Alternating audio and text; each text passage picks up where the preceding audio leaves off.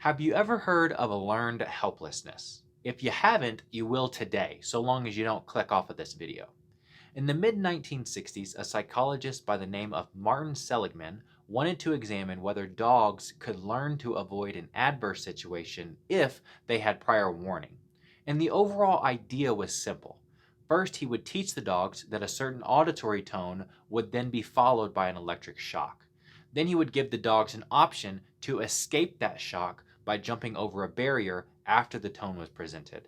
So, what he would do is he first put the dogs in harnesses and presented a tone followed by a shock, then another tone followed by a shock, and then another tone followed by a shock. Soon enough, the dogs would whine whenever they just heard the tone, indicating that they knew that that shock was coming. Now remember, the dogs are harnessed, meaning they couldn't do anything at that time to escape the shocks that they were about to undergo. The next thing he did was take the dogs out of their harnesses and put them in a box with a low barrier that they could easily jump right over. He then presented that tone, and guess what? The dogs did nothing. They didn't even attempt to jump over that little barrier. They simply laid on the floor. So we know that the dogs had learned to anticipate the shock after they heard that tone. So why were they not escaping when that warning sound was presented? Let me give you just a little bit more background. Only the dogs that had previously been put in harnesses acted in that way, as in not trying to avoid the shock, whereas the dogs that had never been put in a harness quickly learned that they could simply jump over this barrier in order to avoid the shocks. It seemed that the dogs that had been in a harness before assumed that once again they had no control over these adverse outcomes that were about to come their way, even though they were put in an entirely new environment, one from which they could actually escape the pain, and yet they didn't even try. Here's where it gets really interesting.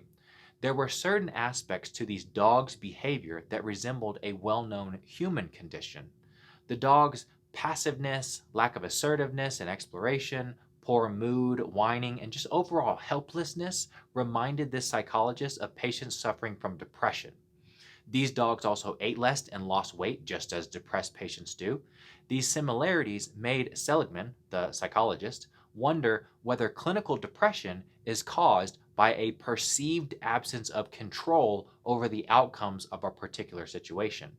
People with depression, he hypothesized, learned from past experience to behave helplessly.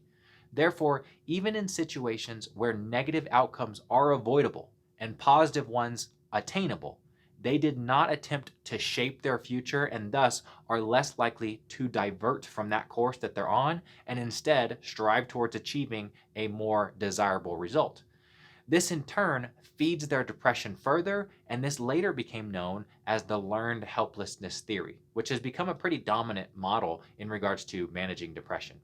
If you like that and would like to learn more about depression and things that I do to manage depression, click the link below. You'll find a free guide that I have put together on how I systematically work through managing these cases in my office. And lastly, like if you do, subscribe if you haven't, and I hope you tune into the next one.